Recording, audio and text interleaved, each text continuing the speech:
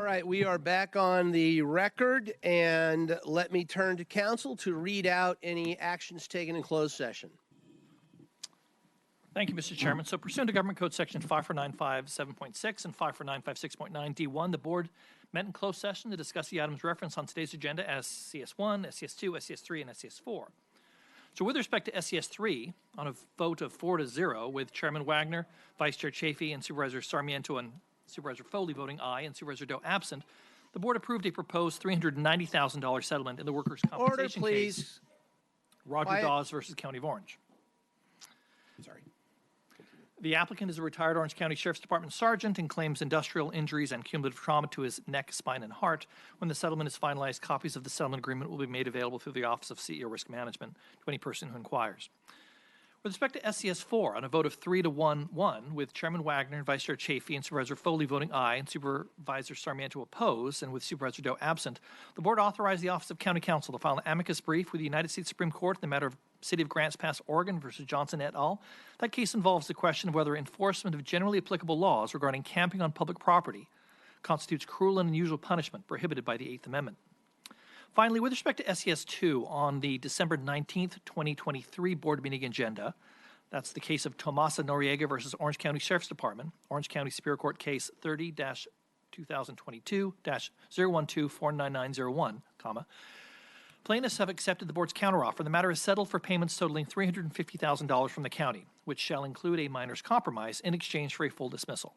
This matter involved a traffic collision that occurred on September 19th, 2021. A county crime lab vehicle being driven by a county employee collided with plaintiff's vehicle. Plaintiff claimed property damage to her vehicle and personal injuries to herself and her 9-year-old son, who was a passenger in the vehicle. The county did not contest liability in the case. The board took no other reportable action in closed session today. All right, thank you, counsel. We will now move to the public comment section of the agenda. At this time, members of the public may address the board regarding any off-agenda items within the subject matter jurisdiction of the Board of Supervisors, provided that no action may be taken on off-agenda items unless authorized by law.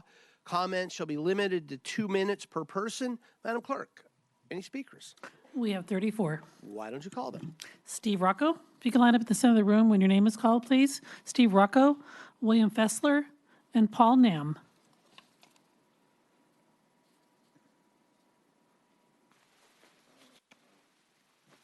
Deaf, dumb, and stupid. The homeless versus the illegals. The big lie. Somebody becomes homeless. You are made homeless. The homeless are mentally ill and take drugs. An excuse to take away your guilt. Work, pay taxes, and die. That's the mantra of government, always has been. The Great American Genocide, which is occurring in the United States and the EU. And now it's by the illegals. 30 million in the United States. 10,000 come every day. 3 million with applications. Premeditated, all to deny Americans nationhood, which we have never become. Illegals, the easy and the hard way. The hard way first. Militarize the border. Shoot them. Number 2, prosecute the accessories who help them. It's against the law. Stop, arrest, book, and deport. Take away everything they own. It's all illegal, what they took. Build a host country. Birthright. Get rid of it. The easy way. You know, you're advertising for refugees. You're advertising for it. That's what the Refugee Act is all about. That's why they come. They come for cookies and some juice. They come here to be treated well. They come here to do nothing. Don't allow illegals in the military and then make them citizens. No sanctuary.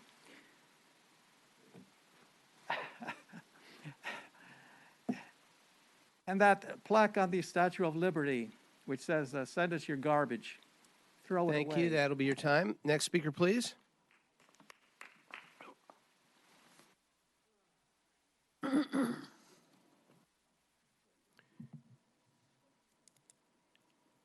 I'm Bill Fessler, just a regular old constituent from Fullerton, California. I'm here on behalf of West Anaheim Medical Center and the three other hospitals that may possibly lose their funding from Cal Optima, and it just saddens my heart to think that they could lose their contract with Cal Optima. I'm one of the people that's affected by this, and I'm telling you, it's a life and death situation to have local access to these hospitals. And you have many constituents that are going to be hurt by this if we can't have local access to a hospital. They literally saved my life on occasions, and I can't say enough good things about the West Anaheim Hospital. And I've been here all day waiting for this, just to let you know that there's thousands of people that are affected by this. And Cal Optima is threatening to end their relationship with the West Anaheim medical facilities and the three other hospitals affected by this. And I'm asking you to use your influence and help put a stop to that so that they wouldn't lose this. That's about all I had to say. I've had a petition here that's signed by quite a few individuals, and I want you to know that each one of these people have been affected in a positive way by these hospitals, and we need them in our communities. And we need access to that, local access. Thank you very much. Thank you. Next speaker, please. Dr. Paul Nam, if they could please line up at the center of the room. Robin Wilson, Dr. True McMahon, and Jeanette Nunez. Hello, and my name is Paul, and I've been a Garden Grove resident for the past 4 years. I am blessed with four children, two of whom are currently residing with me, and are ages 10 and 3. My fiance, who also resides with me, is a cancer patient currently undergoing chemo treatment. My elderly mother, who is over the age of 65 with medical conditions, resides with us as well. We are all covered by Cal Optima Health as a family. Upon receiving notice regarding Cal Optima's contract ending with Garden Grove Hospital and several other hospitals, serious concerns arose. We lived roughly just under a mile from the hospital. In the past 4 years, we have utilized their services very often. With the pandemic and the new flu variants and our family medical history, having access to Garden Grove Hospital and their ER has been crucial to our lives. The next closest hospital is over 2 miles away in the city of Orange. With medical emergencies, every second counts.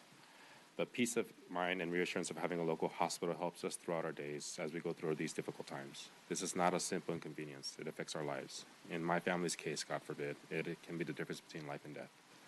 We really hope this is taken into consideration. I can only speak for my family, and I'm sure these concerns are as of that as a community. Good afternoon. My name is Michelle. I'm just going to go ahead and add to what Paul mentioned. So, share my personal experience. I have been a patient since 2020, moving from Los Angeles over here to OC. Upon moving to our home, I felt good knowing that an emergency room was just down the street, and if we needed any medical attention, it was just around the corner. And boy, did we use it. My daughter, born July 2020, was born with a cardiac condition. It was atrial flutter and a tachycardia. She was transferred from CHLA NICU, she was in CHLA NICU for about 2 months, and when she was discharged, the anxiety of knowing her heart could rapidly take a turn was very scary. What gave me peace of mind was knowing that an ER was just, again, down the street. Like Paul mentioned before, every second counts in a cardiac emergency. And we did have emergencies. We made a few trips to the ER, and at one point we even got choppered back to CHLA. Not by Garden Grove Hospital, but by CHOC. And yes, they are a great hospital, but it was mind-blowing how much time passed waiting for the ambulance. With just a few miles, a difference can make. My daughter's 3.5. She's perfectly fine and thriving now. I continue to still take her to Garden Grove for other reasons, of course, fevers, rashes, little things like that. It continues to be our primary emergency go-to. I'll fast forward a bit and try not to take too much time. When she got better, it's like my body finally relaxed enough for my symptoms to arise. Recently, in August of 2023, I was diagnosed with cancer. In the last 2 years, I've made frequent visits to Garden Grove Hospital. With migraines, pelvic pain, back pain, abdominal pain, I've had many scans, ultrasounds that not even my primary would do without waiting weeks for a referral. I've had ovarian surgery thanks to Garden Grove Hospital taking me seriously when I was getting the runaround from my primary physician. Garden Grove has been there for us, and I am in hopes that they still can be there for us as Cal Optima patients. Thank you for your time. Thank you. Next speaker, please.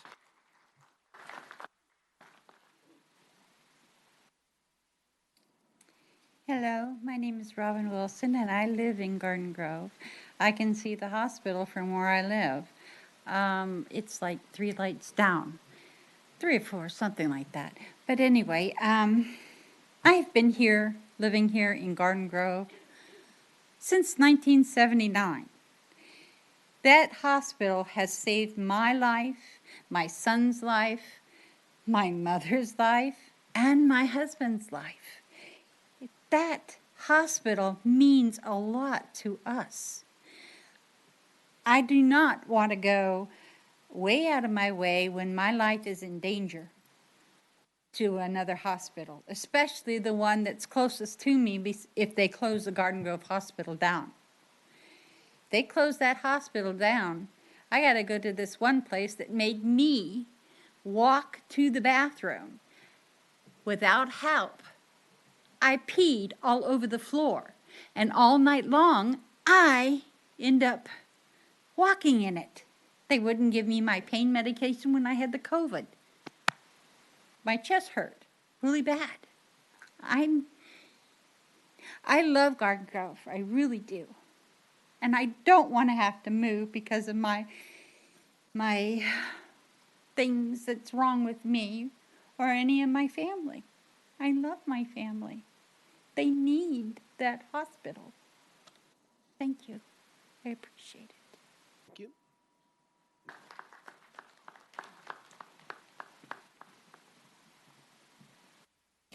Good afternoon. I am speaking on behalf of Dr. True McMahon, emergency room doctor and medical director. Dr. McMahon had to leave us as she got called to care for her 3 hospice patients. First of all, thank you for your time. The most precious thing we have in this world is time, and there's never enough, and we can never buy more. 3 minutes is barely enough time to explain to you my concerns about the upcoming cancellation of CalOptima with our hospitals. When I finished residency at UCLA 22 years ago, I came to Orange County and have worked for the Garden Grove community since. I enjoyed working with CalOptima over these 22 years. There have been many bright spots and many challenges, and the pandemic. Cancellation of this relationship with their patients and our community may have devastating effects.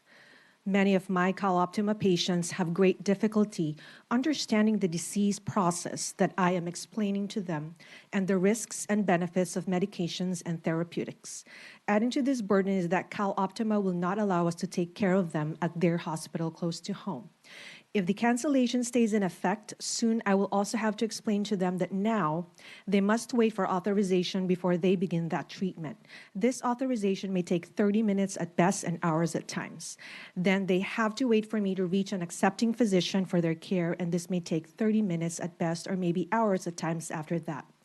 Then they have to wait again for 30 minutes or maybe hours. And in some circumstances, patients have waited days for a hospital bed to open up so that they can be transferred. This is already happening across many hospitals in Orange County, in California, and in the United States. The cancellation of another hospital from a network will only create more access issues, more delays in patient care, and more suffering from the patient and their families in an already strained healthcare system. In addition, they would have to be transferred outside of their community to another location far away from home. Thank you very much. Next speaker, please. After Jeanette Nunez, the next 3 speakers are Stephanie Phillips, Aaron Algair, and Abhishek Riesel.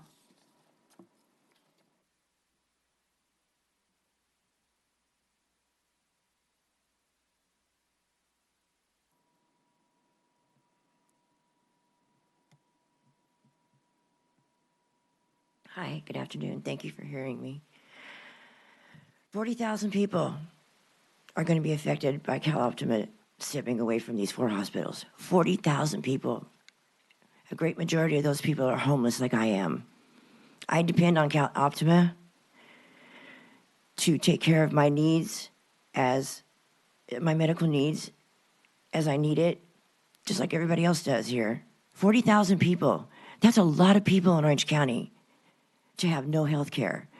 We've already got problems with health care as it is from our government, our president, whoever, whatever, higher ups. We don't need this. We really don't. And what about the mentally ill patients that have Cal Optima? Has anybody even bothered to think about them? What happens to them? Are you good? We already got enough kookaloos on the street. We don't need any more. So where are they supposed to go? You know what I mean? Where are they supposed to go for health care?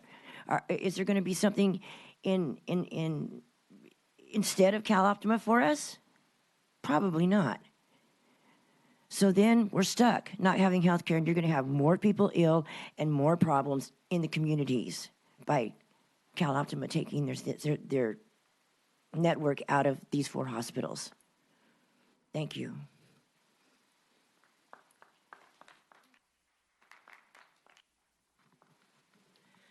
Good afternoon. My name is Erin Allgaier, and I am one of the patient experience regional leads that supports our Orange County hospitals.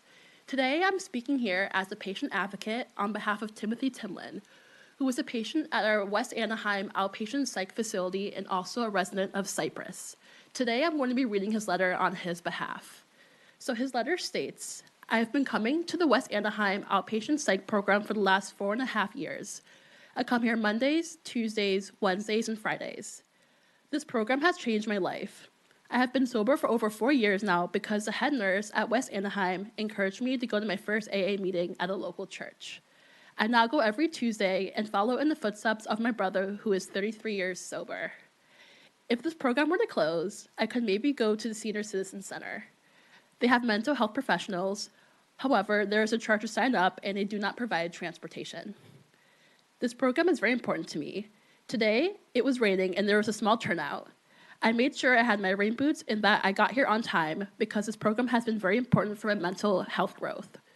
So Timothy's letter is one of the many letters that I have received from our outpatient psych patients. And the majority of our patients have been coming to this program for years. And even though they come from diverse backgrounds and have diverse mental health conditions, they all have stated to me through the letters that this program has definitely helped their mental and physical growth. I also wanted to say that a majority of our patients are Cal Optima patients, and without their support, this program will most likely shut down. I've also heard directly from our patients that this is one of the only programs that provides financial support through providing 2 meals a day, free transportation, and classes at no charge.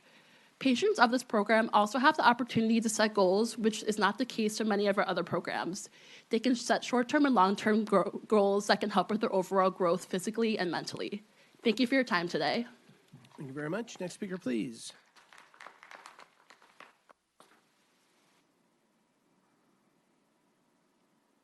Your supervisors, my name is Dr. Rizal. I'm the medical director of psychiatric services at Huntington Beach Hospital. I've taken an oath to take care of the people in the community throughout my entire life and have gladly taken care of the most needy and underserved people around Huntington Beach. Now that Cal Optima has decided to terminate the contract with the hospital, there'll be immediate problems taking care of the mental health needs of the community. Confusing termination notices sent by Cal Optima has sent patients and families seeking treatment elsewhere when there is a critical shortage of inpatient beds throughout the county and beyond.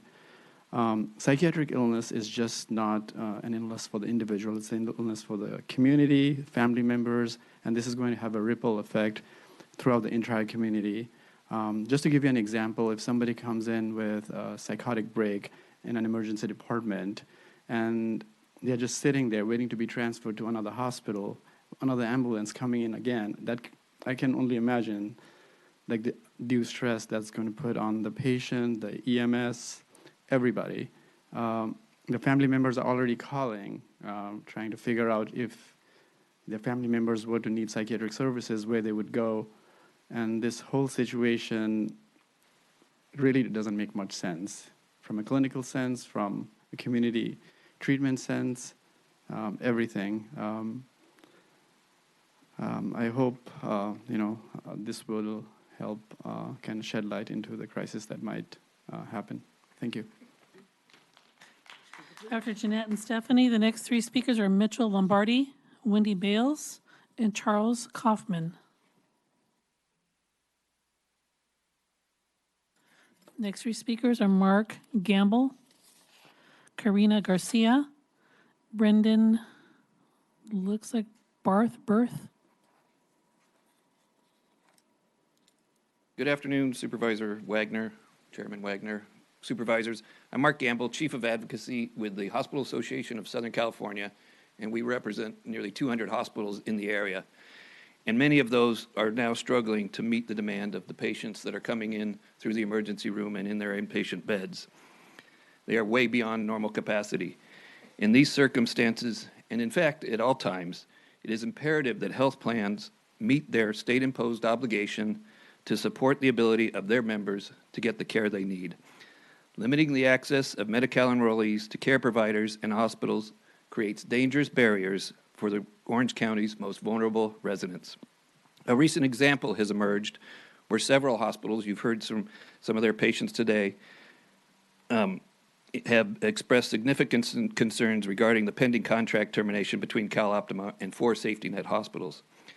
By excluding hospitals from the network, the burden of care shifts to the remaining hospitals at a time when they are already challenged with the limited emergency department and inpatient capacity. Unnecessary barriers to emergency care and acute care will lead to harmful delays. On behalf of your constituents, we ask the Board of Supervisors to look into and address these concerns to ensure the residents of Orange County can access the hospital care they need when they need it most. Thank you for your consideration, and I'm going to leave with you a letter that the California Hospital Association wrote to Secretary Galley from the California Health and Human Services Agency outlining these concerns. Thank you. Next speaker, please. Next three speakers are Eartha K., David Come on down. N. Hang on. You were called earlier. Come on down. Good afternoon. My name is Wendy Bales. Been a resident of Orange County for about 30 years. And I have this letter all wrote up, but I'm going to deter from it. You know, I'm here supporting Huntington Beach Hospital. Has been very vital to me getting where I'm at right now. I now have housing, where I was homeless in this community for 10 years or more, actually longer than that. And Huntington Beach Hospital has been very helpful to me many a times in psychotic breakdowns. I do have mental illness. And it would be just not good for the community for these smaller hospitals to be shut down and not be able to get payment from CalOptima.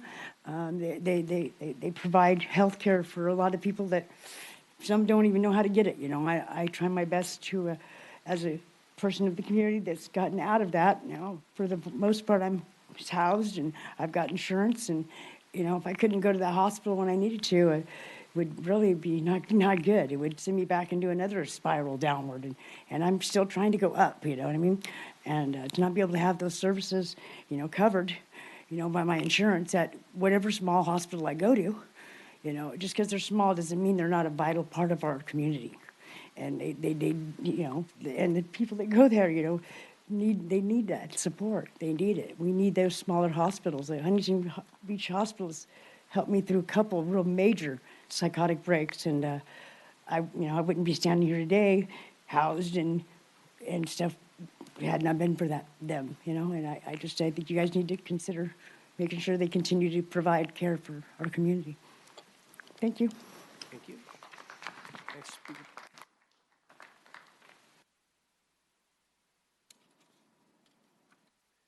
Hello, my name is Brendan Barth. I'm a resident of Orange, and I'm here as a patient advocate on behalf of patients from West Anaheim Medical Center. This patient couldn't be here today for health reasons, and she has let me speak on her behalf. My name is Francis Pagan, and I've been going to West Anaheim Medical Center for over 10 years. I recently turned 76, and I suffer from COPD and find myself going to West Anaheim Medical Center at least 3 times a year.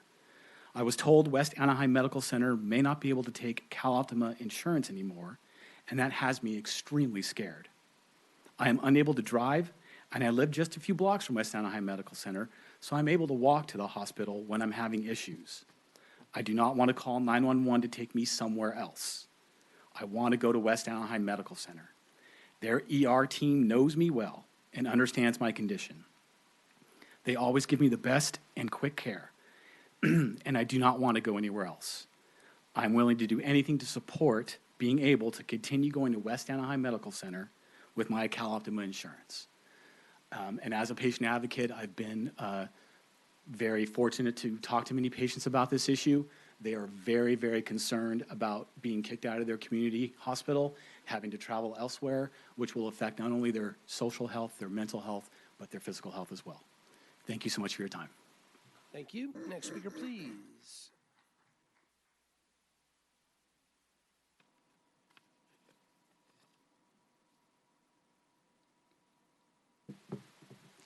Good afternoon. Thank you for letting me speak. Orange County Board of Supervisors. My name is Dr. David No. I am an emergency physician at Huntington Beach Hospital and also La Palma Intercommunity Hospital.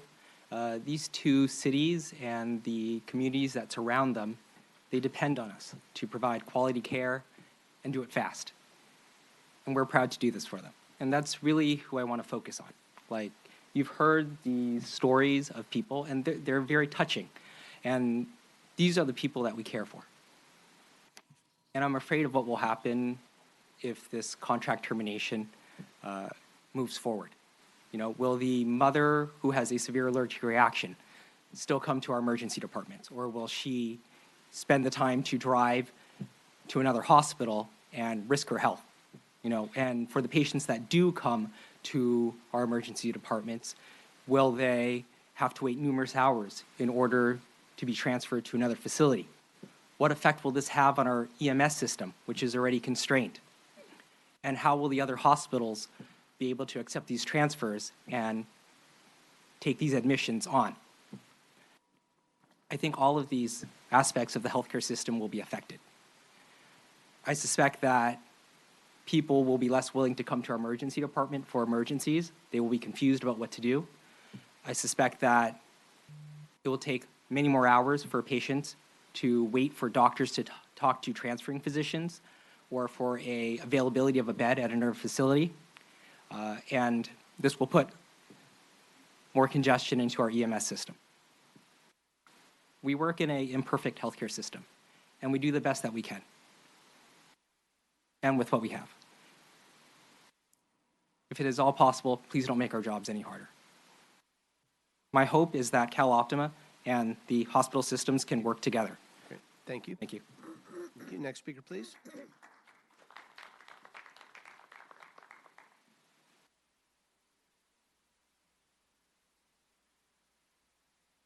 Hi, my name is Amy Searles, and I'm also a patient advocate. Many of our patients have reached out to us this week, really, some even hysterical, worried about having to go to a new hospital, starting their health care all over again. Some of them have shared stories about having to travel to Fountain Valley or UC Irvine, and I've heard things like, Amy, I could go there, but I don't have the money for gas, and I'd have to take a bus. Or I've been going to West Anaheim or La Palma or Huntington Beach or Garden Grove, and they know me. I've been getting my health care needs there. I have 2 letters in front of me from patients who are dealing with mental illness. They wanted to be here today, and they wrote these letters passionately, hoping that you would hear, because they're in established programs. And like Aaron said, they're getting meals, they're getting help. They're more than other programs in the community.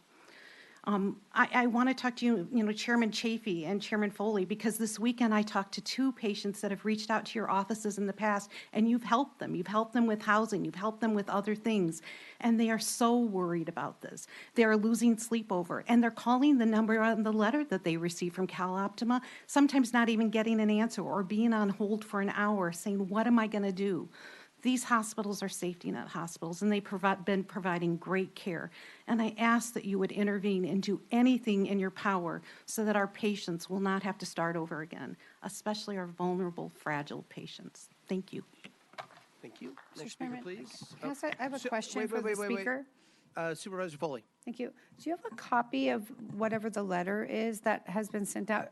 I am learning about this for the first time. So. I can send you a copy. I don't have it with me, but I can definitely get you a copy. Okay, thank you. Okay. All right.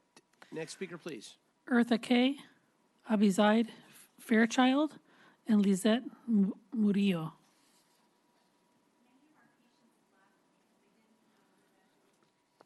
Okay.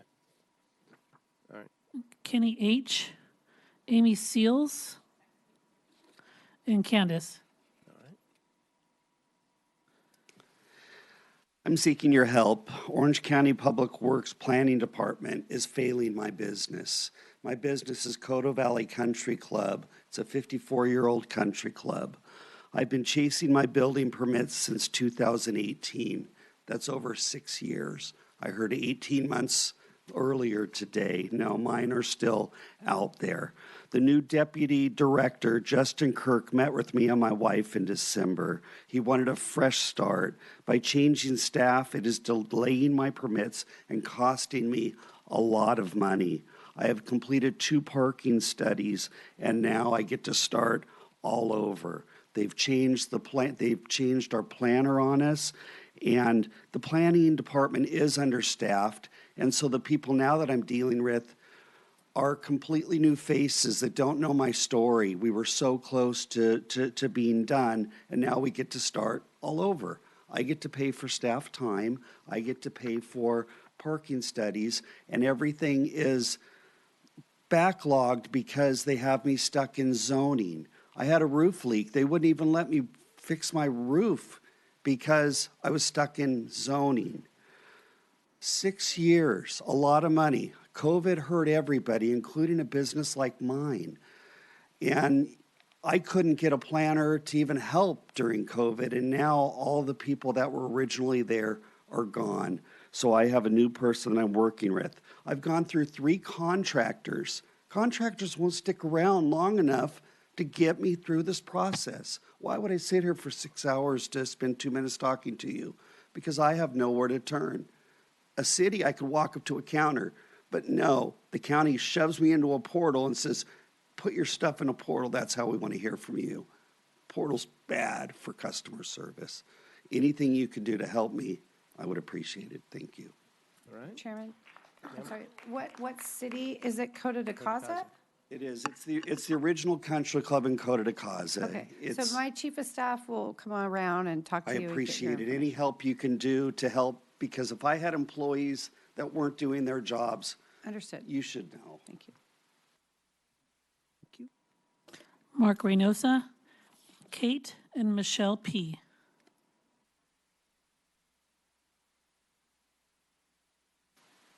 Thank you for the opportunity to speak. I'd also like to thank Supervisor Foley. I saw her one time at Strands, very approachable, very accessible.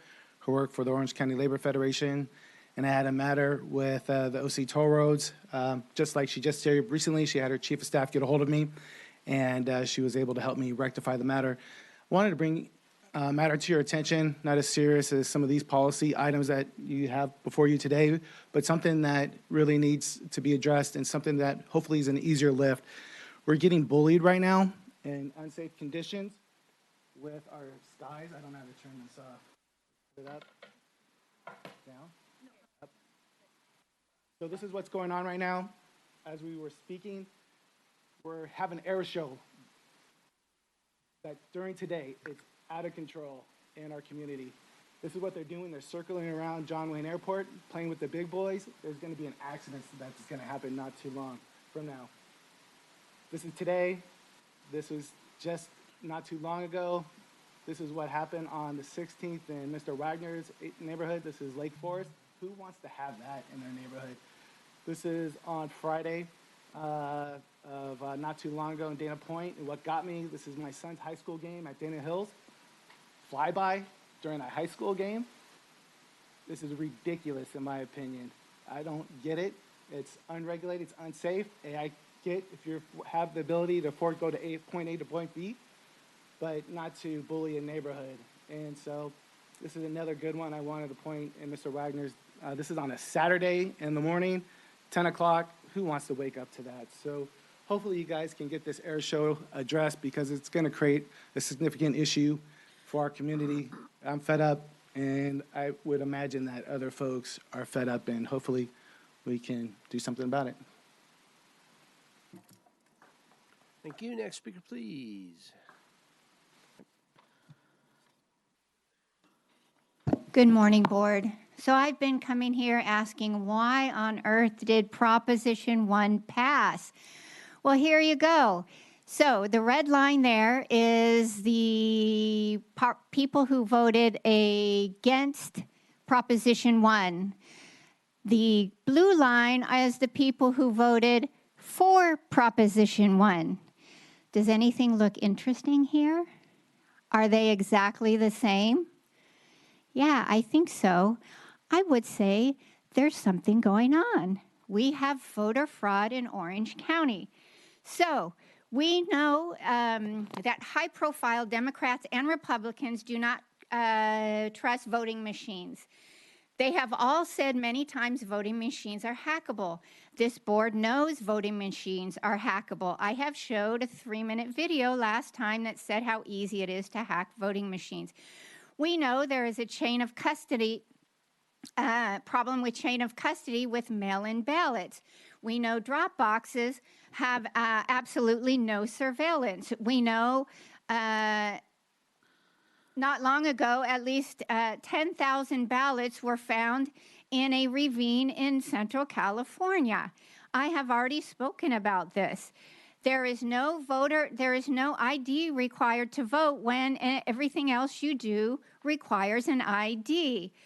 The signature verification is a joke. I mentioned this while watching verification. I saw several signatures that should not have passed. It was somebody else there must have been 2 people who signed those things. We have federal government taking care of our cybersecurity.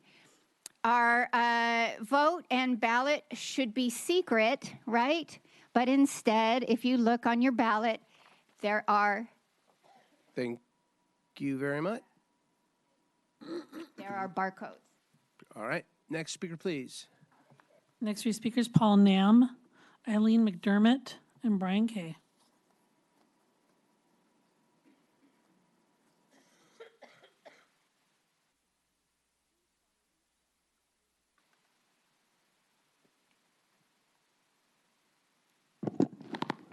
A happy day. You know, there was a time when we had great leaders. James Armendariz, who was head of the Orange County Human Relations Department, met with me, reviewed my reports, and said, "You're right, Brian, this officer has committed some unprofessional activities. They're threatening you for a civil matter. And I'll go down to the board and we'll take care of it." He comes back to me and goes, "I'm really sorry, but the Board of Supervisors have said, no, they're not going to help. They're going to deny these claims from now on. So if you want help, you have to go down to the Board of Supervisors and actually petition them." You know, it's a shame. When I was growing up, I was taught to never say I can't do something. Because as soon as you say you can't do something, you kind of eliminate your ability to do it. And so part of why I'm here, why I'm able to succeed in business, is because I don't say I can't do something. When Chair Wagner's friend, the Hostry family, had ants all over their kitchen and 3 or 4 contractors said they couldn't get rid of them, I came out and took care of it, got rid of them. When Katrina Foley's friend, Russ Baldwin, had a problem with gutters and contractors said they couldn't do it, I went out and I did take care of it. Please realize that as a speaker, I don't represent just myself. I represent my family and my wife, and I have a sister-in-law who has cancer from probably using Roundup. So despite your not being able to help me, I go out and I help her. I provide whatever rent, whatever money that she used to make working for the school district, helping children get out in and out of the classes. So it's kind of difficult for me to stand here and watch you say that you can't do something when you can. When you say you can't do something, you've made a decision to not do what you said that you're going to do. Please, thank you. Happy day. Next speaker, please.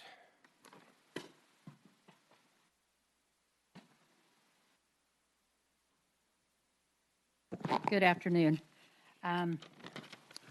So I just want to say that the voter fraud that happened in 2020 hasn't gone away, and I'm going to fight for it forever.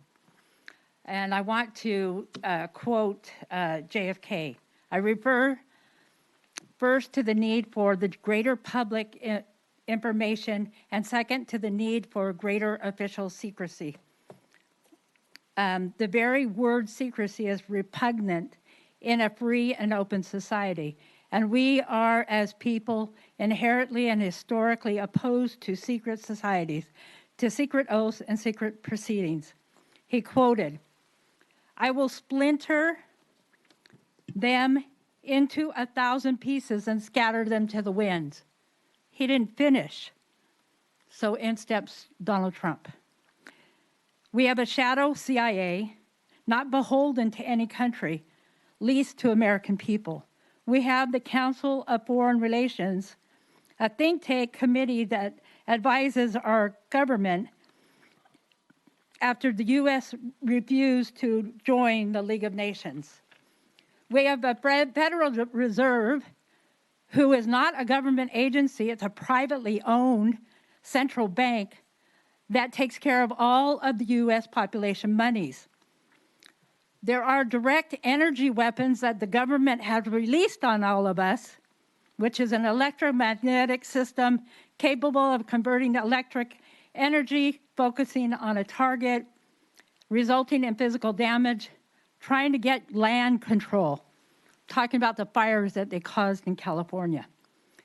We have a HARP program, high frequency active aerial program, controls the weather, causes earthquakes, tornadoes, tsunamis, and drought. And if you could wrap These up, are all please. caused by our government. Thank you very much. So I want you guys and the public to be aware of. Please. Thank you. Patty Kabata, Carolyn, and Louise Solomon.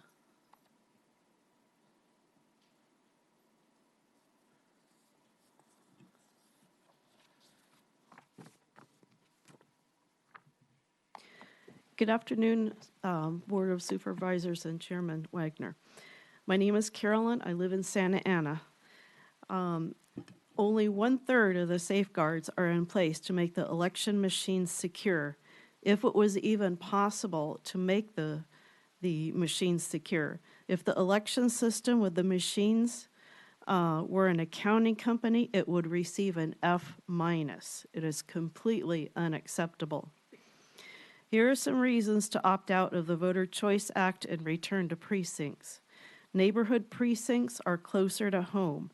They're easier and quicker to get to than centralized vote centers. Verifiable chain of custody to and from the vote area and then to the precinct ballot box. None of the above proposals are prohibited by AB 969. We have provided you with these benefits several times in letters, emails, and repeatedly in meetings. You have not given your constituents an ability to discuss these proposals with you as a discussion item where we can ask you a question and you can answer, or you can ask us a question and we can answer. Instead, you have left us to bring complaints again and again in open comment where there is no feedback, except on October 17th when Chairman Don Wagner waited 20 to 30 minutes after comments were closed and said that he had addressed our concerns when he did not. Please place the voter choice opt-out as a discussion item on the agenda. How can we trust you with elections? Next speaker, please. The last three speakers are Roseanne Woodorek and Dan Brothman. Hi, Louise Solomon here. Very interesting day today. What's really appalling to me is that you, Doug Chafee, Don Wagner, Sarmiento Foley, can't even say Andrew Doe, not sure if we'll ever see him again.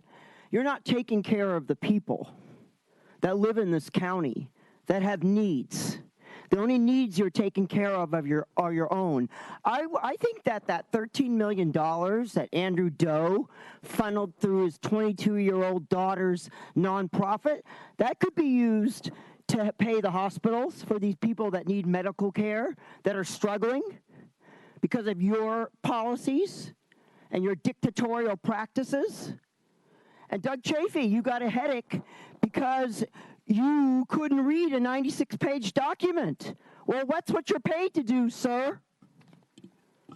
You're paid a lot of money. You all are paid a lot of money to live the American dream, and you're complaining about getting a headache? What about the people whose lives depend on medical care?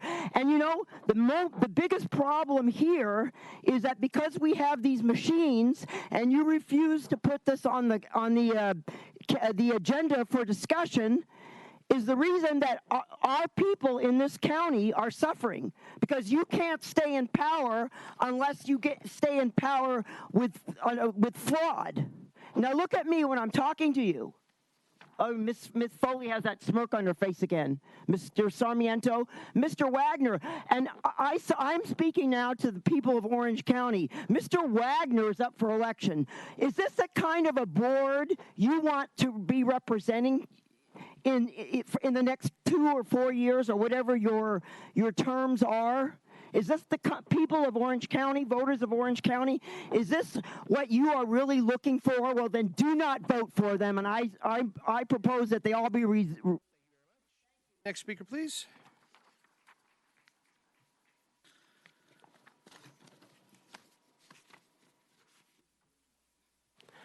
I had an opportunity to read the amicus this Orange County filed in support of the Grand Pulse versus the case of Johnson, which they are working very hard to overturn the ruling of the Ninth Circuit, which expanded the rights of homeless people from the execution, the brutality of the police, or from the local governments. This, your document, I read, it's over 30-page document. It appears that you don't like the homeless people. There is a wrong perception about homeless people. People can experience homeless not because of their wish, but because of the condition of life, like the mental problem, the economic situation. Someone can find him or herself in. We request that since the matter has gone very far and the Supreme Court already granted rate, they will review the matter. We pray that the homeless people, the Supreme Court overturn that rate and also that case of Grand Rapids, so that the police should not interfere and brutalize the homeless people. Thank you. Thank you. Next speaker, please. Last two speakers are Roseanne and Dan Brothman.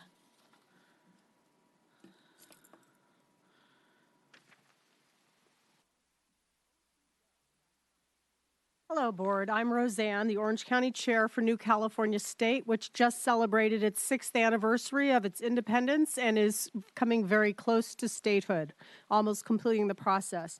The first portion I'd like to discuss is that while I was parking in the parking lot this morning, one of my chairs, I'm in contact, we have nearly 58 chairs in in the New California connection, and our Riverside chair at 10:30 this morning was speaking on Zoom from her home to share her thoughts. Meanwhile, as I speak for those of us in the room here, we've been here for hours hoping to get a 3-minute segment, of which many have not been able to withstand that time and have had to leave. It seems like the opportunity for the public to speak should be equalized across the counties, and I don't understand why from home Zoom is not an option.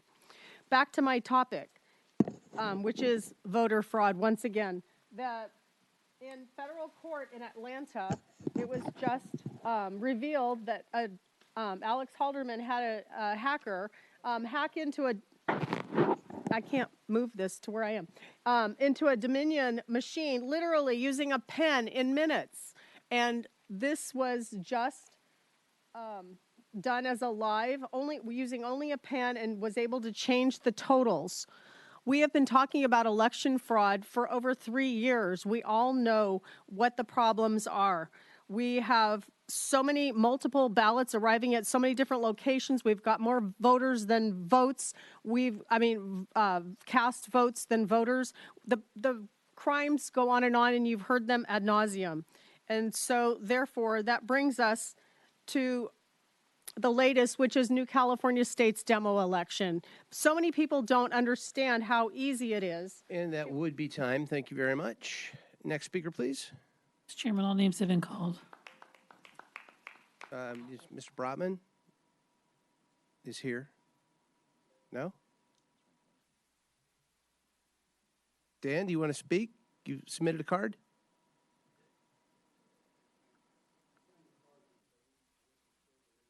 Nobody has to speak. All right. Thank you very much. All right, that concludes public comments. Let's go now to our CEO comments. The chatty Mr. Kim. Nothing? All right.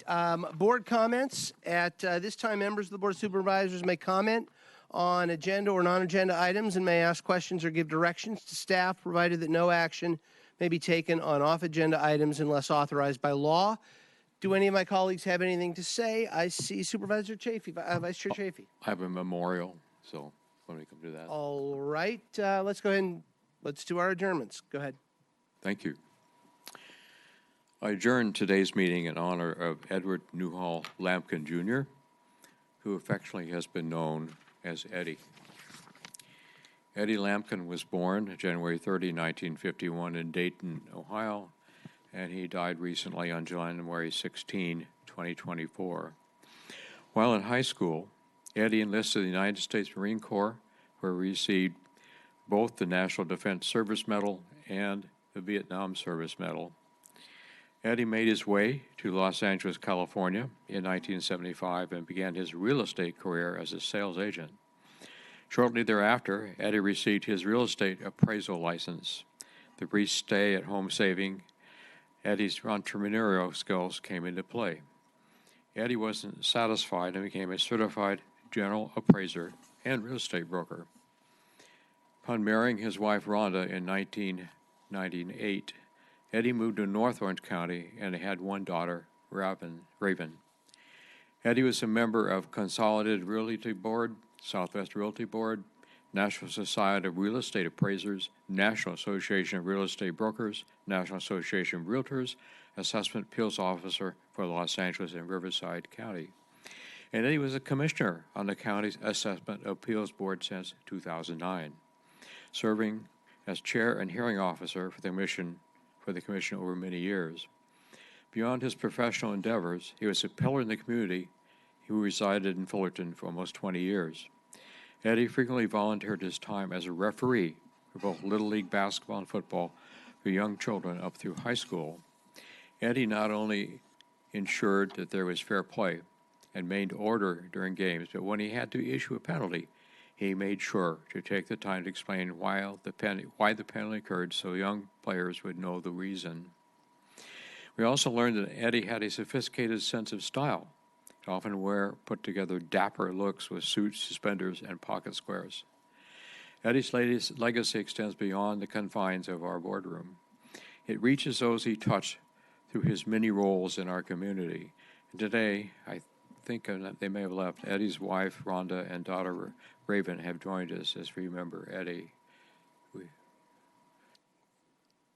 May Eddie's memory continue to inspire us to serve our community with the same passion, dedication, and kindness that he exemplified through his life.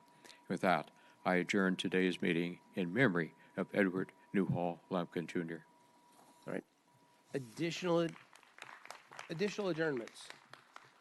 All right, seeing none, that concludes today's agenda. Our next board meeting is scheduled for 9:30 a.m. on February 6, 2024. This meeting of the Orange County Board of Supervisors is adjourned in the memory of Edward Lampkin.